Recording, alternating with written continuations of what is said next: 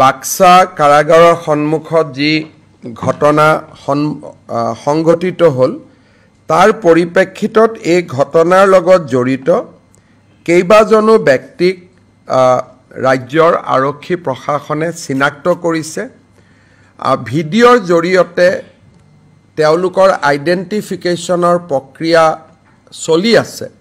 বৰ্তমানলৈকে যিসকল আইডেন্টিফাই হৈছে তেওঁলোক হৈছে নুৰুল আলম, তেওঁ মদুলিবাৰী বুলি গাঁৱৰ।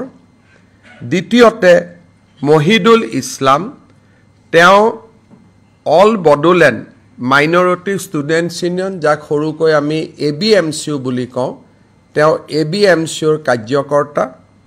দ্বিতীয়তে মুস্তাফা আহমেদ, তেওঁ ABMCUৰ এজন কাৰ্যকৰ্তা।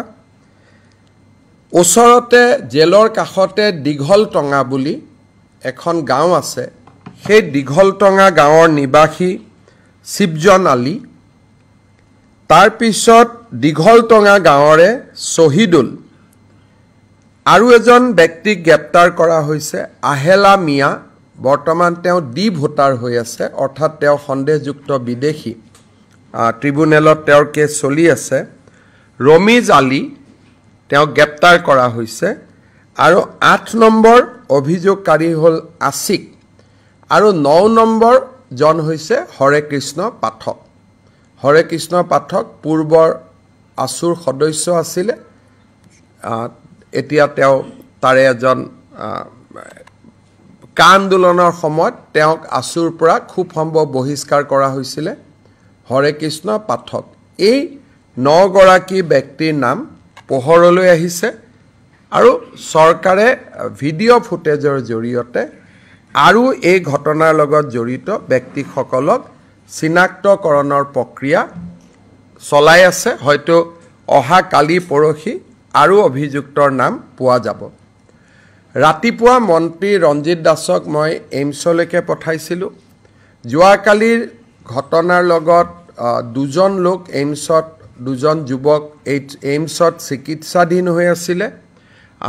তেওঁলোকক এটা সময়ত বিভিন্ন সংবাদ মাধ্যমত মৃত্যু হোৱা বুলিও কথা কোৱা হৈছিলে, কিন্তু কালিৰ ঘটনাত কাৰো মৃত্যু হোৱা নাই। 2জন ব্যক্তি এতিয়া ষ্টেবল আৰু ৰিকভাৰীৰ পথত আগবাঢ়িছে বুলি এইমছ কৰ্তৃপক্ষই মন্ত্ৰী ৰঞ্জিত দাসক অৱগত কৰিছে। বাক্সা কাৰাগাৰৰ সন্মুখত যি ঘটনা সংঘটিত হ'ল তাৰ পৰিপ্ৰেক্ষিতত এই ঘটনাৰ লগত জড়িত কেইবাজনো ব্যক্তিক ৰাজ্যৰ আৰক্ষী প্ৰশাসনে চিনাক্ত কৰিছে। ভিডিঅ'ৰ জৰিয়তে তেওঁলোকৰ আইডেন্টিফিকেশ্যনৰ প্ৰক্ৰিয়া চলি আছে। বৰ্তমানলৈকে যিসকল আইডেন্টিফাই হৈছে তেওঁলোক হৈছে নুৰুল আলম, তেওঁ মদুলিবাৰী বুলি গাঁৱৰ। দ্বিতীয়তে মহিদুল ইছলাম, তেওঁ all Bodoland minority students union, যাক সৰুকৈ আমি ABMCU বুলি কওঁ, তেওঁ ABMCUৰ কাৰ্যকৰ্তা।